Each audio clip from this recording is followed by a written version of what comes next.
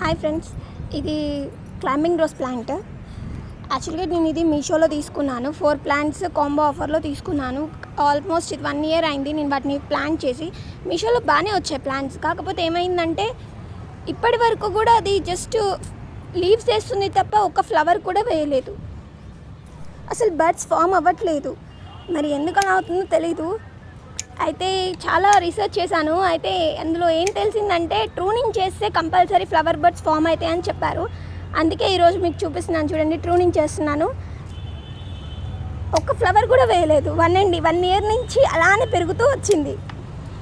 చూద్దాం, ఒకవేళ నిజంగా ట్రూనింగ్ చేయడం వల్ల ఫ్లవర్స్ వస్తే మీకు మళ్ళీ ఆ వీడియో అప్డేట్ ఇస్తాను. అండ్ ఇందులో ఈ వెరైటీ ఏంటంటే ఈ ఫ్లవర్ ప్లాంట్ మనం ట్రూన్ చేసిన కొమ్మల్ని పెట్టుకుంటే మళ్ళీ ఆల్మోస్ట్ ఒక 1 వీక్లోనే అది కూడా కొత్త ప్లాంట్గా ఫామ్ అయిపోతుంది. ఈ కొమ్మలు తొందరగా నాటుకుంటాయి అన్నమాట. క్లైంబింగ్ రోజ్ ప్లాంట్స్ ఈజీగా రూట్స్ ఫామ్ అవుతాయి అండ్ లైఫ్ స్పాన్ అనేది తొందరగా చనిపోదు మొక్క. వీటిని నేను మీషోలో తీసుకున్నాను. Orange, pink, red, yellow 4 colours అనమాట. 4 కలర్స్ ఇలానే పెరుగుతున్నాయి.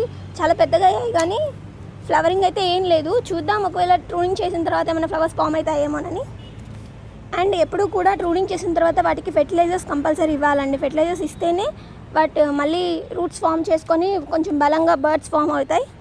అండ్ ఈ సీజన్లో నవంబర్, డిసెంబర్లో మీకు తెలుసు కదా, రోజ్ ప్లాంట్స్ అసలు ఫ్లవరింగ్ అనేదే ఉండదు.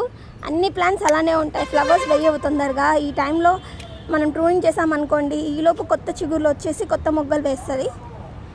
మీ దగ్గర కూడా క్లైంబింగ్ ప్లాంట్, రోజ్ ప్లాంట్ ఉంటే మీరు కూడా ట్రూన్ చేసి చూడండి. లేకపోతే కొత్త రోజ్ ప్లాంట్ తీసుకొచ్చుకోండి. క్లైంబింగ్ రోజ్ బాగుంటాయి.